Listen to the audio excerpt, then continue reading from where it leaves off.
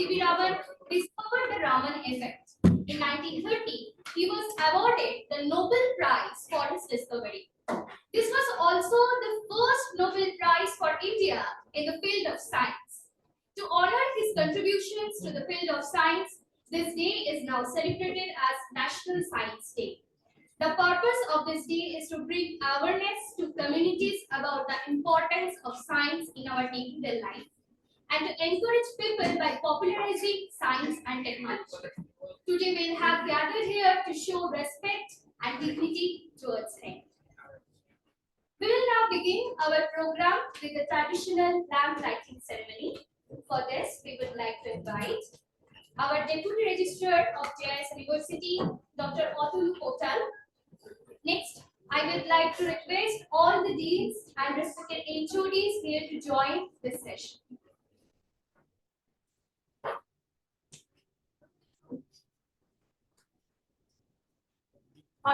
Atul sir.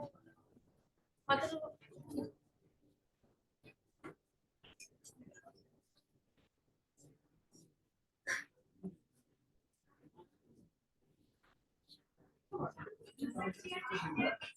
Hey.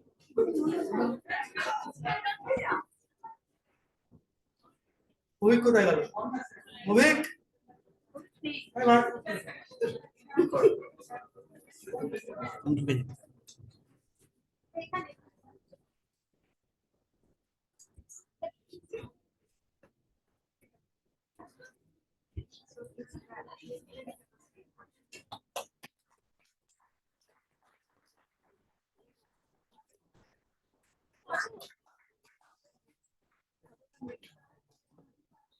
Thank you everyone for commencing the event so auspiciously. Please have your seats. We will now proceed with the next part of our program. I'd like to request Dr. Reena Bhattacharya, Head of the Department of Physics, to come here to extend a special welcome to our guest.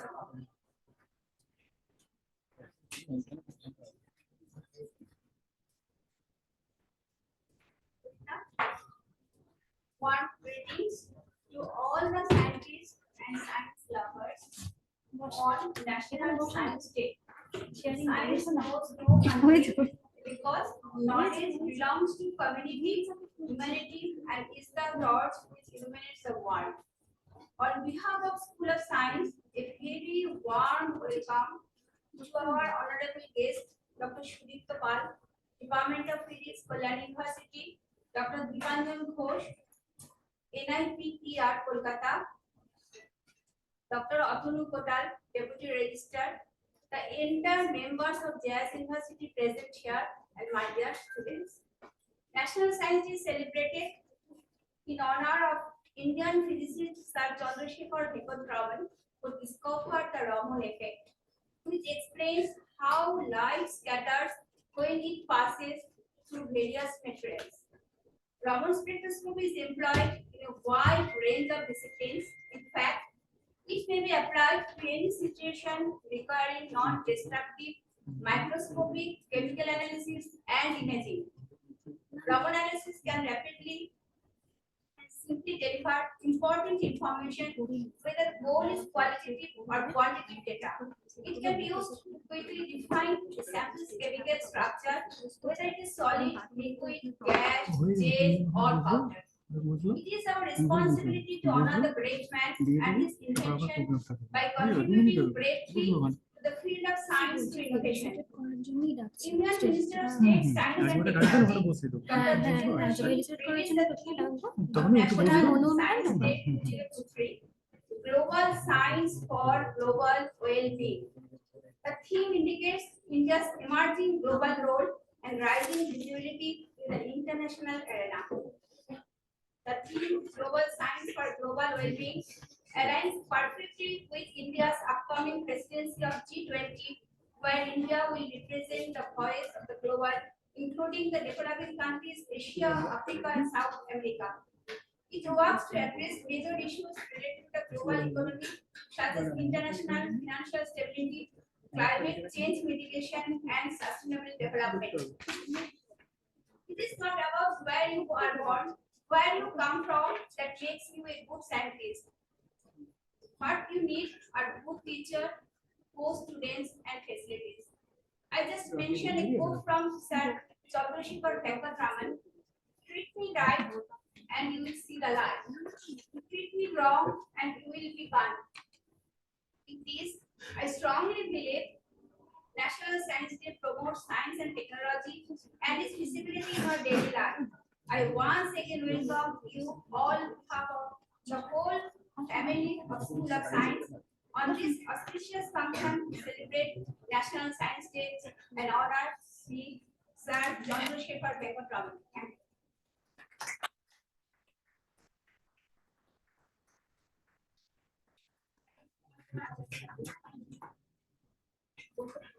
Now we have a small program to felicitate our guest. I'd like to request Dr. Monma Banerjee, Head of the Department of Arts, Science and Remote Sensing, to felicitate Dr. Shubhitra Pal with a bouquet of flowers. Please.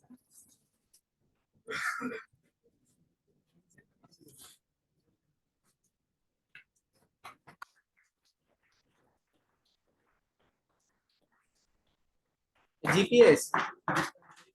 Is listening?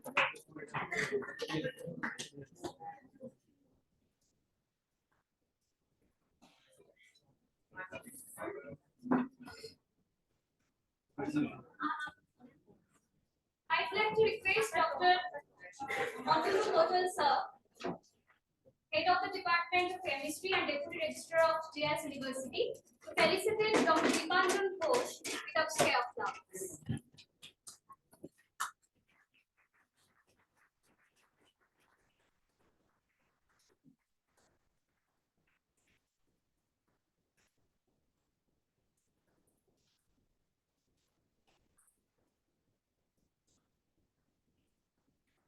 Now we will move on to our scientific session. I'd like to invite our first speaker of the day, Dr. Shubhitra Pal, who is an associate professor and former head of the Department of Physics, University of University of Poland. He did his PhD from Indian Association for Cultivation of Science, Kolkata, and visited France, Taiwan, and Italy as postdoctoral fellow. He works on the transport and magnetization study of monovalent and divalent doped rare earth transitional metals, magnetokinetic effect, molecular dynamics of nanofluid, density functional theory of 2D semiconductors, electrochemical characterizations of supercapacitor materials. He has created Center for Research in Energy and Advanced Materials with his research group methods. He has completed 4 research projects funded by DST and UGC DAE.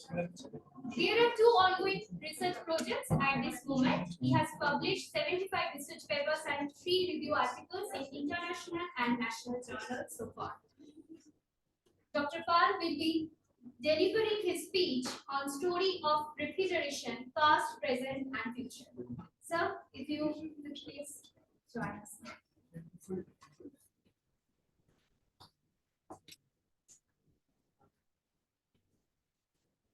So, very good afternoon, everyone, and thank you for introduction. So, also, I would like to thank JIS University for inviting me to share my some of technological aspects about some study of refrigeration.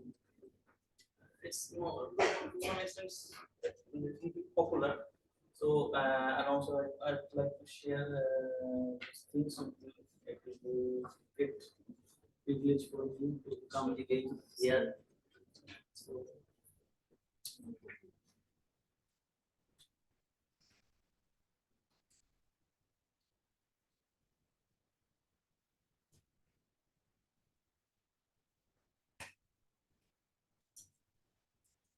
So, today actually I'll talk about taking like a story of refrigeration. So,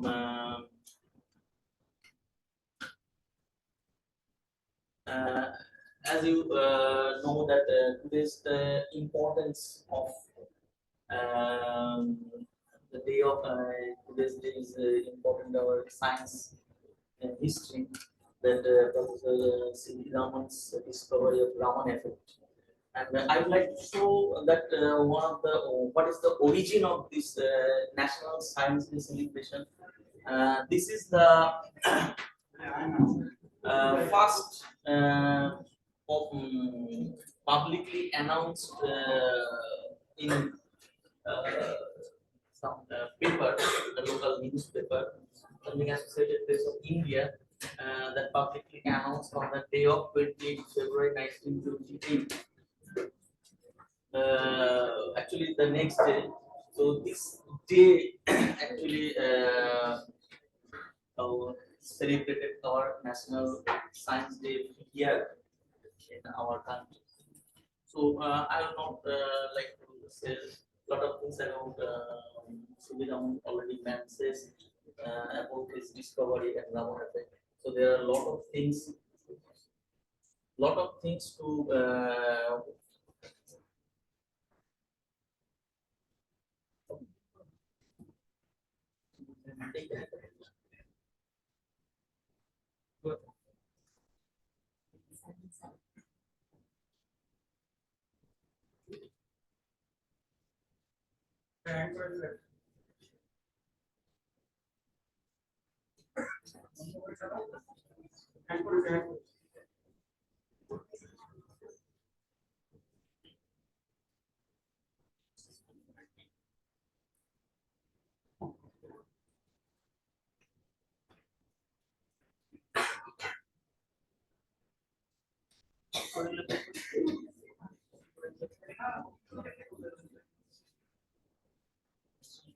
so all of you are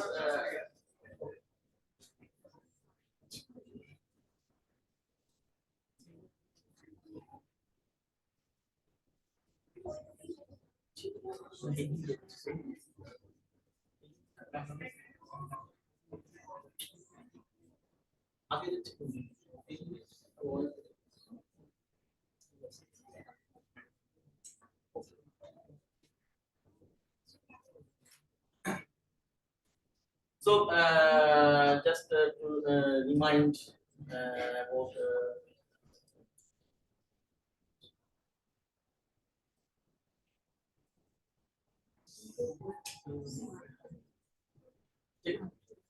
so actually it, to say the story of refrigeration, there's actually I will start from the something history how refrigeration things. So you are now in this room with comfortable air condition, right? So that thing is really needed for those country or those region where our temperature is not comfortable, right? So you don't need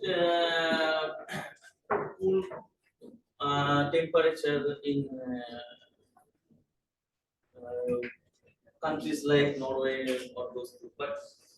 But these countries we need this air conditioner thing.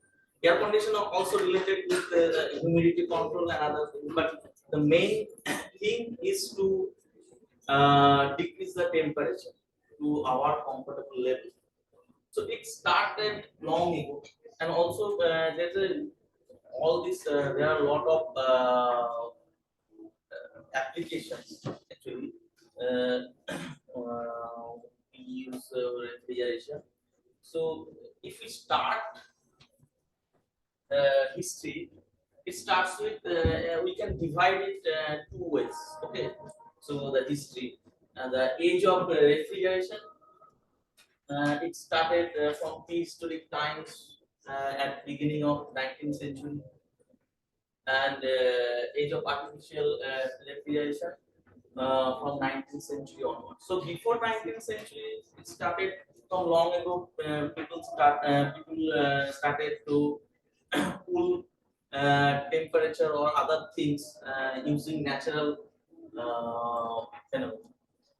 So if I see that chronological timeline, It's prehistoric means almost 1700 BC. Those actually observed things that first our ice houses were built. So to cool that near Euphrates, then there's a hot area. Also around 500. These are some important timeline actually. That first Yakchal's appearance in Parsi. Actually, last picture I have shown the dome like things. That is actually the picture of Yakchal's. Actually, it's made to store the ice. It's still now in use near this area and Egypt area. Then and, during 19th century, it starts with Jacob Parkins patented about fast refrigerating machines. Then it comes the modern technologies. Then Carl von Linde patented the equipment of liquefied air. So it gradually starts from more and more to cooler region. So then James Dewar invented the storage device handling or transported things, which is basically a vacuum sealed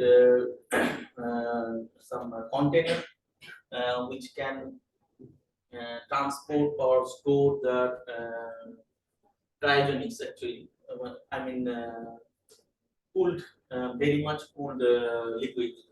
So then it comes to William Carrier patented the basic modern air conditioning. Today, what we see is air conditioning system, and Carrier, you know everything about the brand. Then it comes to Camerling Pons, who first managed to get liquefied helium using the different combination of liquefying mechanism. Then it comes to Kelvinator. It is also very much popular refrigerator brand and also air conditioning system. So, in fact, it has a 80% market refrigerator. And also one of the milestone I'd like to say that Albert Einstein's say refrigerator. He also invented one refrigerator. I will come to later at that. Then more and more cooling was happened. I mean, cooling goes to almost 0 Kelvin area. So it is basically last you can say 2017, and in an cold atom laboratory, they invented one device which was sent to International Space Station and created picokelvin order temperatures there.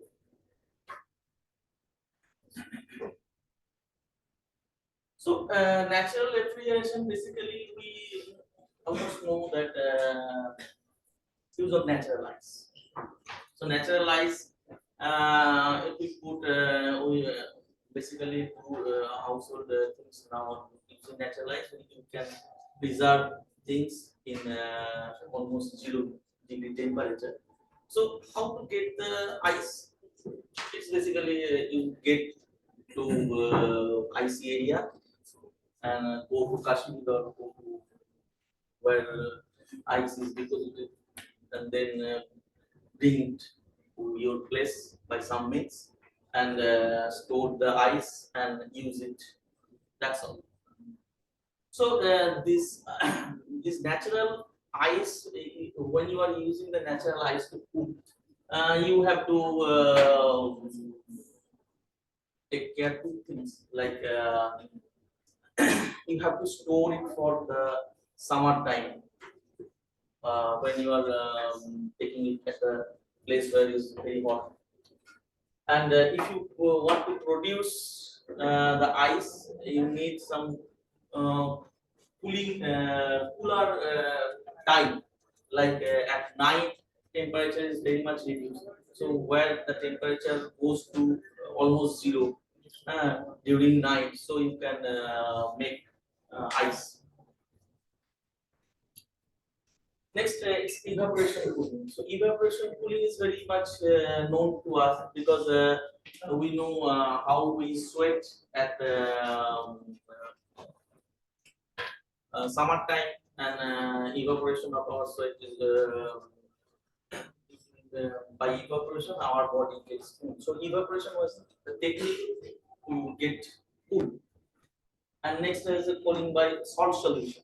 So salt solution means you take suppose you make a salt solution, and it's you know the intake temperature goes locked down to -20 with normal salt. So these are some pictures about how earlier days ice was transported. So this is some area where at the winter time ice is harvested, just natural ice, and they cut those ice and transport those ice. And this is typical earlier before coming to the artificial refrigeration. These are basic some Victorian refrigerator which actually use the ice. Actually, this is basically ice box, and the upper portion is actually ice is kept, and then it is the fruits and other things in the fridge. So this is completely natural ice is used. Evaporation cooling is much popular from long ago. It is a very natural phenomena. So you can see this picture that our ancient Egyptian, they actually hang wet reeds and put some water there in those to chill the inner room inside the room. So also this is a very recent picture I have got that at some IIT.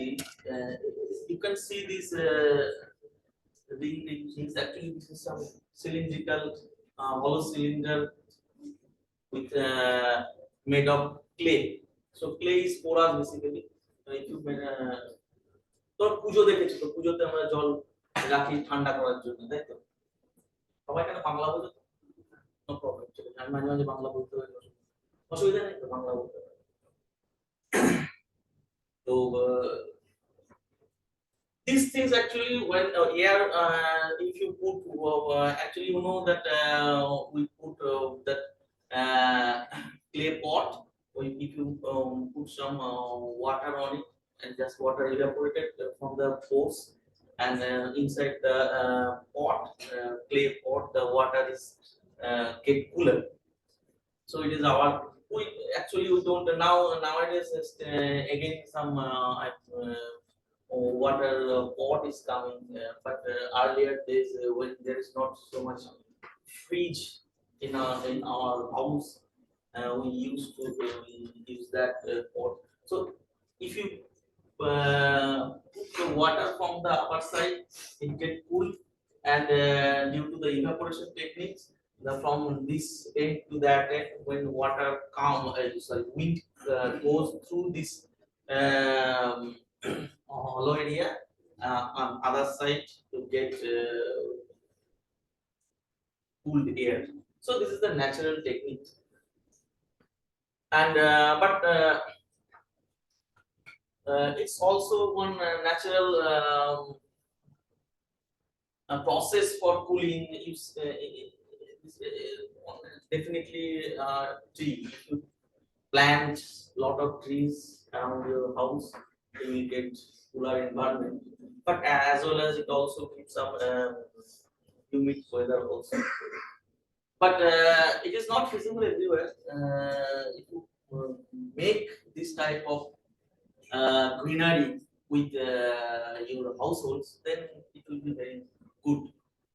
And other things what our modern technology can do by to do natural cooling. This is the example. The Rajkumari Ratnavati Girls School in Rajasthan. I think you have seen this before.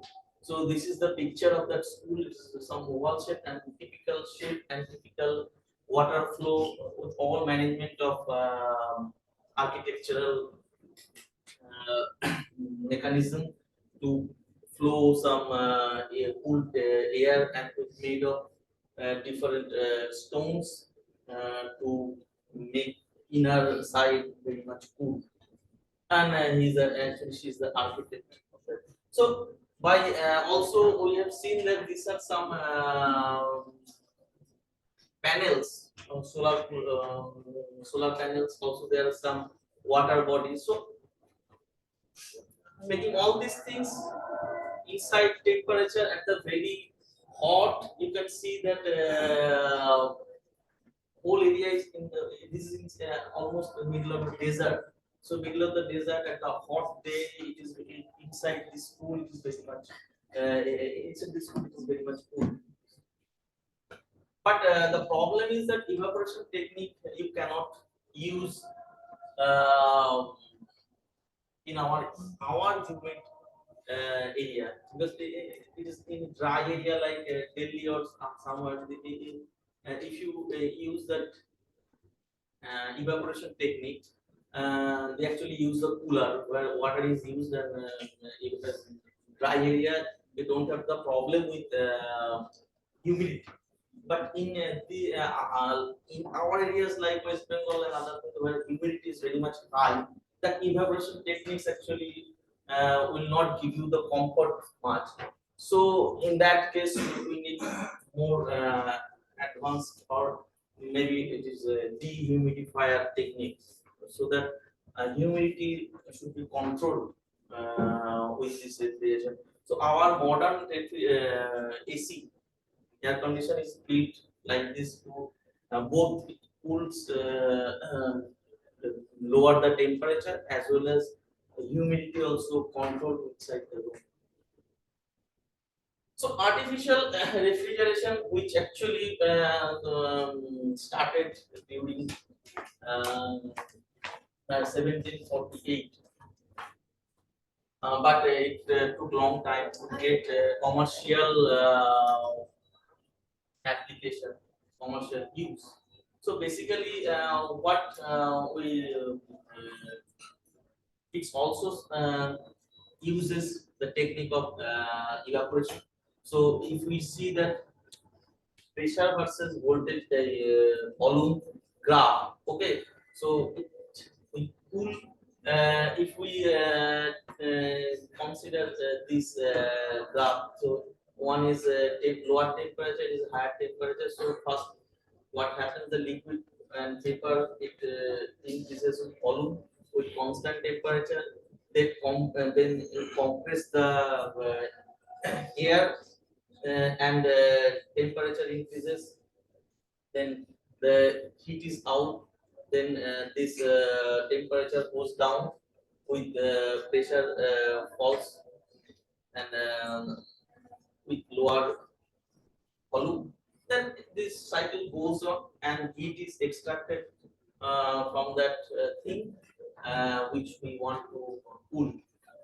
So this is the actually this is PP diagram graph technique, and this one actually the real what techniques, technical drawing actually. So we need one condensation condenser to compress the air, and one is one area there is evaporator. So and one is the nozzle which is evaporation. কি তোমাদের ভালো লাগছে না? Anyway, so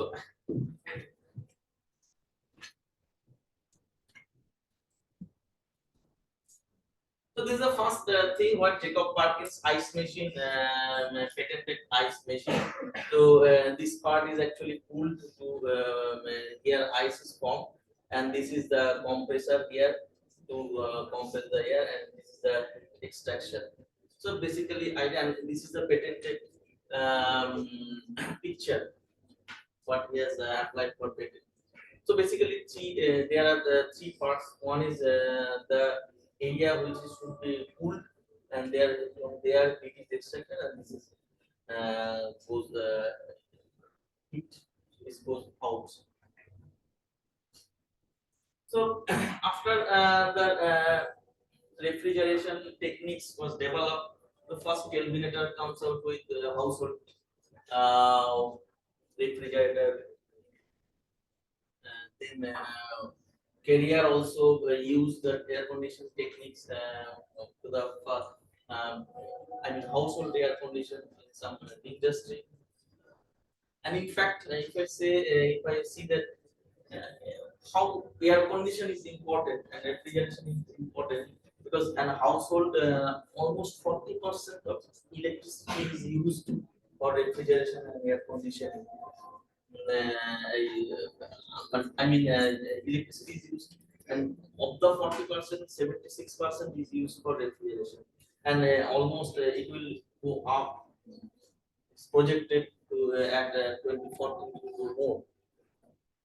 So actually, air conditioner and refrigeration system is the most uh, electricity need. So if you see the refrigeration timeline, so again it starts with 1801, then James Harrison paper compression system, using ether, alcohol, ammonia. So one we did one refrigerant actually to cool the area. So refrigerant actually carry the heat from the area which I from other part to go outside the system. So different time, different refrigerant has been used. So it has started using NH3 and CO2 earlier. Then with different at different times, different type of refrigerant has came. But was the and in 1930 one big revolution was there, that is the introduction of CFC, chlorofluorocarbon. So that has changed the refrigeration system and air conditioning system to the common people. So today we are using AC at very cheap price due to the technology and refrigerant, low cost refrigerant. So refrigerant actually needs some basic properties like low freezing point. Means it should work within minus 15 to 20 degrees to freeze.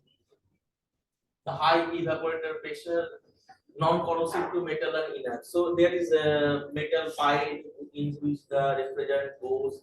So if this is corrosive to the refrigerant, then it will not be, cannot be used. Also, there should be non-toxic definitely, because if it leaks out from the machine, then it will cause harm. Also, it should be non-flammable and non-explosive, because certain it leaks out, then it is flammable, then it causes accident. And also other criteria also there. And one thing is it should be low cost and easily available, so that we can use very easily. So we can actually this in these systems, you know that one pump is used to condense the refrigerant, and the pump is the basic area of leakage of the refrigerant.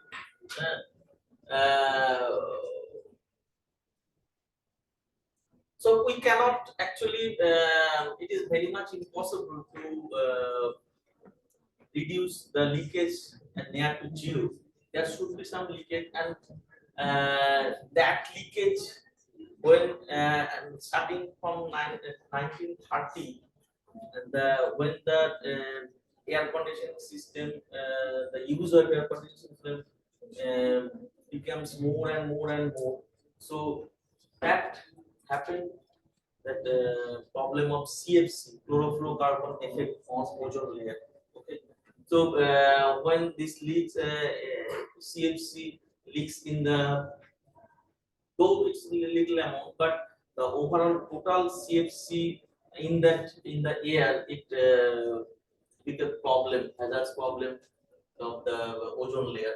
So if we starts from a natural refrigerant to CFC, we can see a circle that it starts from long ago natural refrigerant like ammonia, carbon dioxide, etc. Then it goes to CFC, HCFC. This actually this is due to when we have seen that CFC is the cause of ozone layer. So you know about the ozone layer. What is the importance of ozone layer on our environment? So it actually ozone layer restricts the UV light to the harmful UV light to our surface. So when it was seen that CFC is the cause of ozone layer depletion, then we have changed to HCFC or HFC. Then again we have started to change the refrigerant like natural like the CO2 and other things. It is due to the fact that we have to reduce the we have to restore the ozone depletion layer. So but we cannot reduce our air conditions or refrigeration system. So it will go on, go on. So more and more people will use the air conditioning system. So today almost everywhere you can see that AC is there. So use of air conditioning on refrigerator is increasing. So we have to use that non-harmful refrigerant. So now, if we see that the changes of refrigerant, why we have used different type of refrigerant different times. Only first it was start that initially it was some refrigerant which was whatever work, but that performance was not good. Then it came that refrigerant which causes the safety and durability. So these are the refrigerant. Then next from this to this, which actually this refrigerant actually the came due to we have concern about ozone protection. Then this refrigerant also not good and for large application due to global warming. So it, you know that carbon dioxide makes global warming. So we have to reduce. We have to initiate some mechanism so that we can restrict the global warming with the use of refrigerant. So still the change is going on to invent or to discover that highly efficient and highly safe refrigerant. There is another from to solve the problem. There is another way to use another technique actually. This is called absorption refrigeration. So it is basically the main thing here is that the refrigeration here is not associated with pump. Mainly it can be done without pump, so there is no moving part. So actually, it we can this picture actually you can see that some ammonia and low temperature and low pressure ammonia goes to the evaporation technique, and then it takes collects heat from the system, and then here it releases the heat. So basically, there is no condensation technique is there. It is natural condensation due to the cold air. So actually,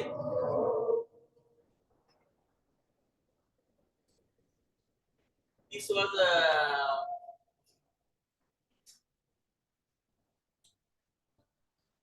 a lot of works have been done earlier, but Einstein, I just want to mention that Einstein also did on this refrigeration system, and he got patent 45 patents on this, and it took him 7 years. And by inventing this type of refrigeration techniques, he also got a lot of money from the patent. But the problem is that it's yeah, you can see that how different liquid in the system goes through this and cool the system. But it was not popular at that time because at the that 1930 it was he got some patent, and when he was about to start commercially, then CFC came at the market, and then drastically this all the refrigeration techniques became more efficient. So when refrigeration artificial refrigeration was started, so temperature was going down more and more with the new type of techniques. So everyone started with the new type of gas like methane, oxygen, argon, fluorine, air, etc. You can see the boiling point of this temperature. So using this type of gas and liquefying this gas, we can reach at this temperature, and it creates new type of refrigeration, and below this temperature 160 degree we call it cryogenics. So this is much more.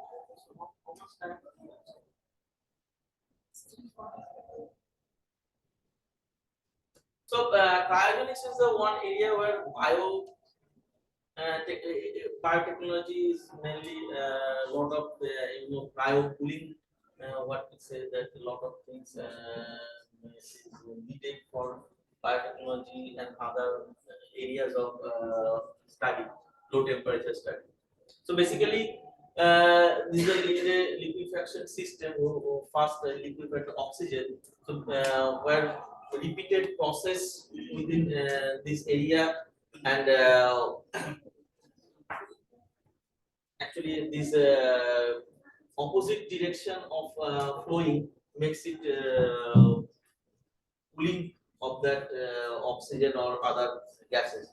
So and one is their expansion and one is their condension. So it is condensation. Actually, this is the thing. And the most important is the liquefaction of helium. So liquefaction is helium at the temperature almost 4 Kelvin. Then below near about 1.5 Kelvin of liquid helium temperature. New physics, lot of new things came out. One of the things superconductivity. That means that zero resistivity at this temperature. And for discovery of this new kind of phenomena, the Camerling owns got Nobel Prize for both he did liquefaction of helium, then studied some material at that temperature.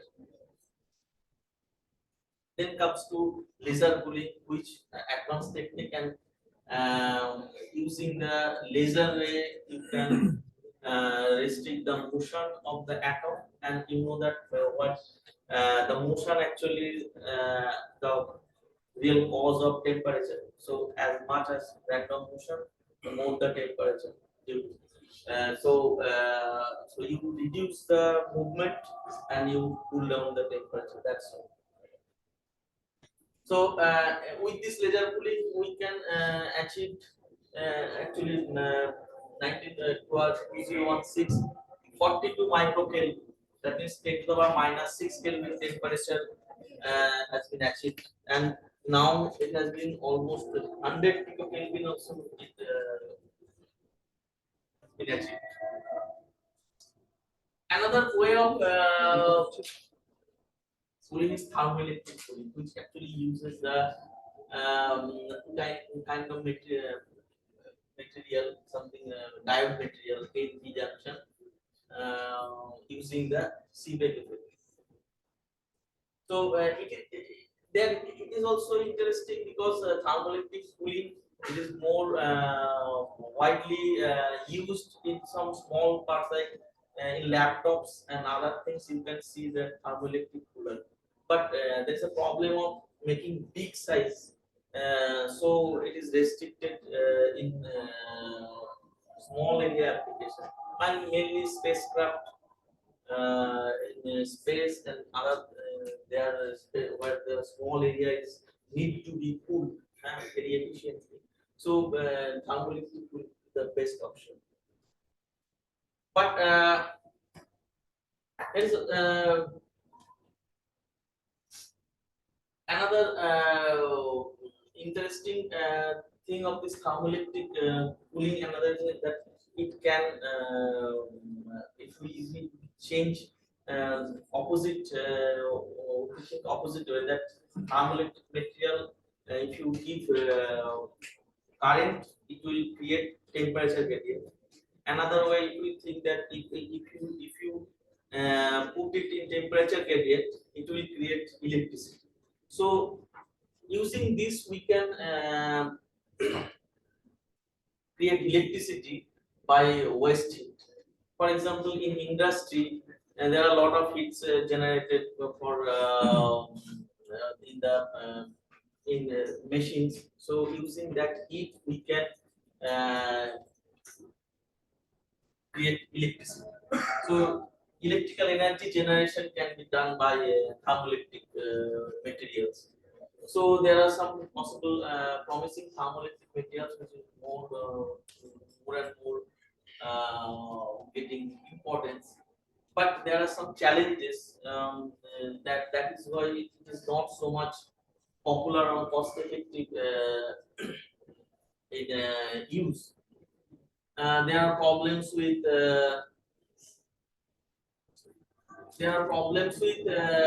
conductivity, resistivity, uh, because optimum, if you this is S is actually the thermoelectric power. Okay, so for using that heat into electricity, we need an optimization.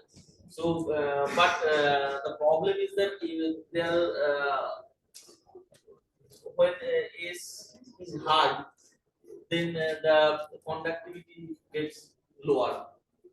So these things need to be, and also thermal conductivity, another property. So these things are the challenges for thermoelectric cooling. Another way which is more advanced or more recent, that is solid state cooling with caloric material. Caloric materials means some kind of material which changes its phase with application of magnetic field, that is called magnetocaloric, application of electric field which is called electrocaloric, and sometimes using of strain or stress is called elastocaloric. Or that means it, due to the phase change, there is some latent heat transfer. So this is a very general picture. That means it when higher temperature, it gets oriented either spin or dipole or that stress. So then lower temperature again, this goes on. So is the basic cycle, which is the so among this caloric effect, I just want to mention one interesting that magnetocaloric. So magnetocaloric basically you apply some magnetic, use some magnetic material, you put magnetic field, you place the magnet, place the magnetic the material in magnetic field, its temperature increases, then you take out the heat, its temperature decreases, then you take out the magnetic field, the screens get reoriented, again temperature decreases, then again take out the heat and it takes the heat and the screens are get disoriented, and again this process going on, and thus this is this magnetic refrigeration goes on. So basic idea is you have to in this type of refrigeration you need one magnet, one hot heat exchanger, one cold heat exchangers, and it have to drive to change that position of the magnet with that needs the magnetic field. So instead of normal refrigeration, where you need some pump condensation, you need some magnet.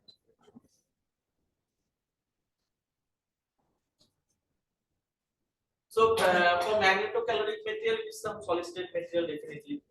So which required some features like cool temperature near working temperature. Okay.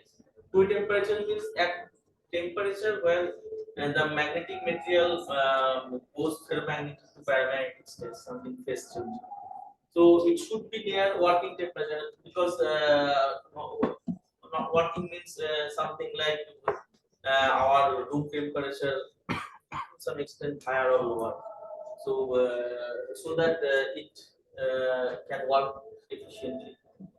Low magnetic hysteresis, extremely large entropy peak, low heat capacity, high electrical corrosion resistance, etc. And definitely one more important thing is it should be low cost and low environmental effect.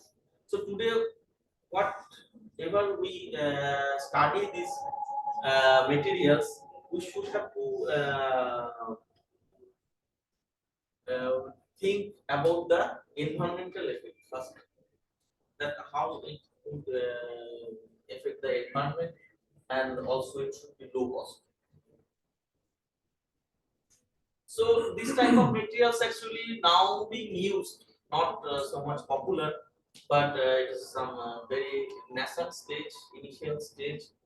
From the gadolinium, selenium, this type of elements, and some manganite called ABM structure, some lanthanum iron based compounds, manganese, antimony. These are some, all these are compounds of metallic or oxides are there. So these are actually one total scenario about this caloric materials. So we need higher latent heat transfer and higher efficiency. So this, if we go to this area from here to here, this is a higher efficiency coefficient of performance, you can say. So that means more efficient and it's more latent. So this material actually they are thermoelectric material. So it is a latent heat is much more high, but efficiency is very much less.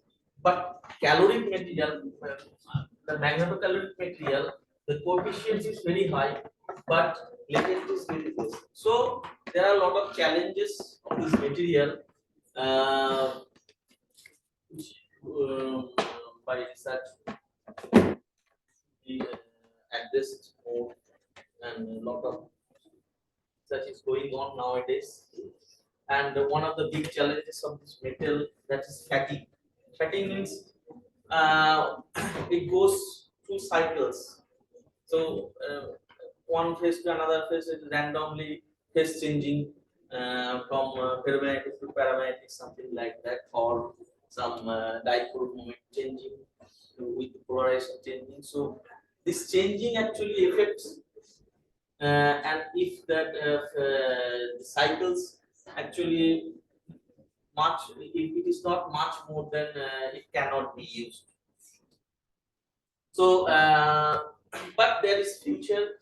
So for magnetic cooling, recent prototypes of companies like Astronautis, Cambridge, and GFT, they are coming out actually for new machines, refrigeration machines. But we think that it will come commercially very soon. So in fact, I am also doing some research on this magnetocaloric material, so which is recently published, and also I have applied one patent at WVDST. So air conditioner market is very high, so it will grow more, and this is a projected area, and you can see that it is in this area. So in this area, actually, Asian countries and the population is very high, like China, India, this Middle East, etc. So they have very huge demand of refrigeration system. So more and more money is there, more and more research is there. So I think we have to recondition our environment through this air conditioning technique. So thank you.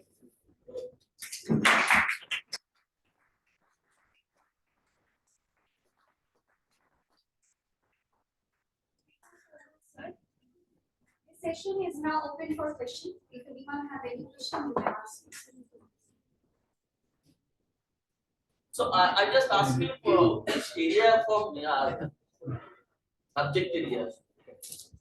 Physics how many of you? Chemistry?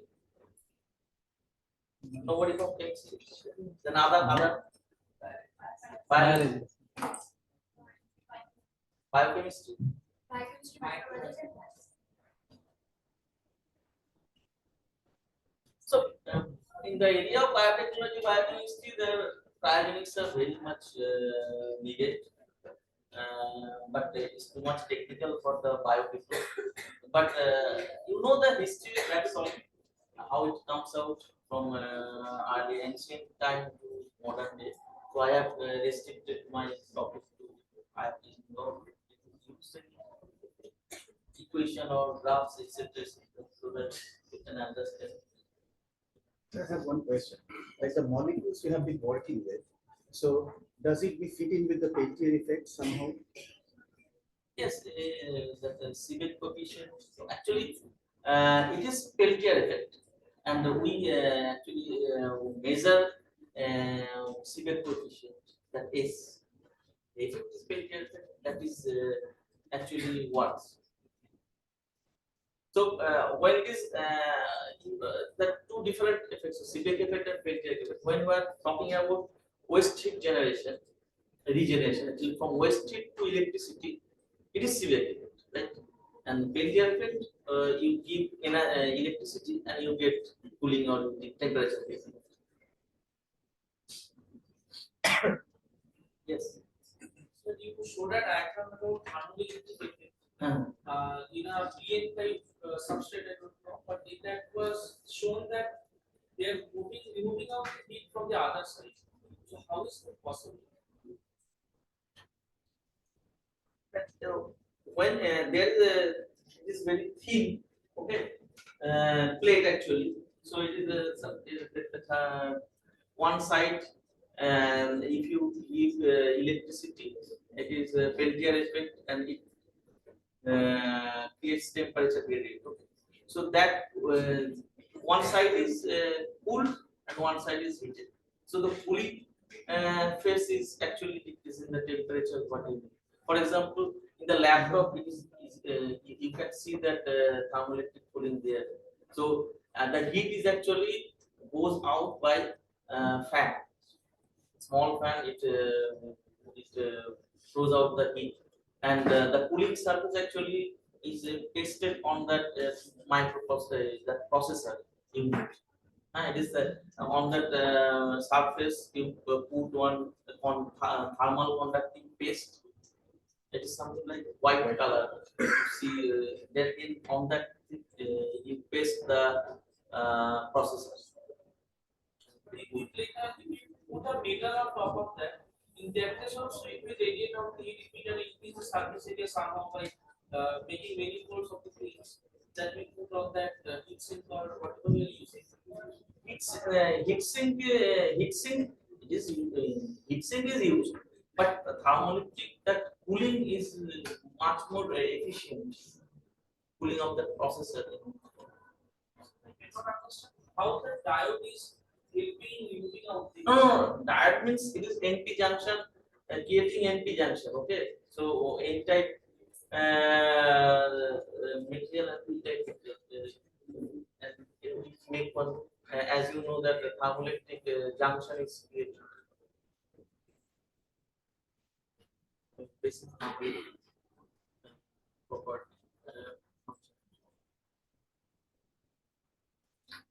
You just remember about that thermoelectric effect. That's what Seebeck effect or Peltier effect. One is just opposite to other. To make two junctions. Two different junctions are created. One is actually upper surface and other is lower surface. That is a junction, and you put lot of junctions on one surface and lot of other junctions. And one surface is cooled and another surface is what heated with the application of voltage.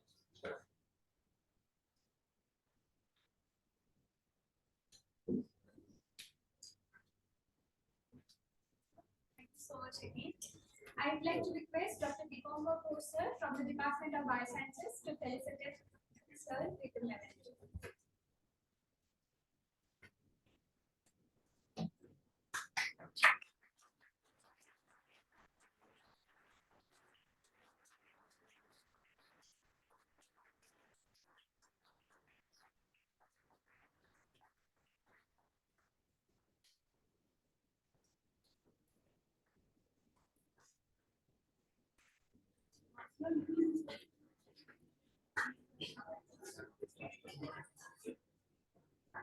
Next, I'd like to invite our next speaker of the day, Dr. Dipanjan Ghosh, who is now working as an assistant professor of the Department of Natural Products at the National Institute of Pharmaceutical Innovation and Research, Kolkata. He did his PhD from IIT Kharagpur. He worked as a postdoc fellow from 2008 to 2010 in the University of Texas Health Science Center at Austin. From 2010 to 2014, he also worked as postdoc fellow from the University of Texas MD Anderson Cancer Center. He was a young scientist in the Department of Science and Technology at the University of Calcutta from the year 2014 to 27. Dr. Ghosh will be delivering his speech on history of genomics.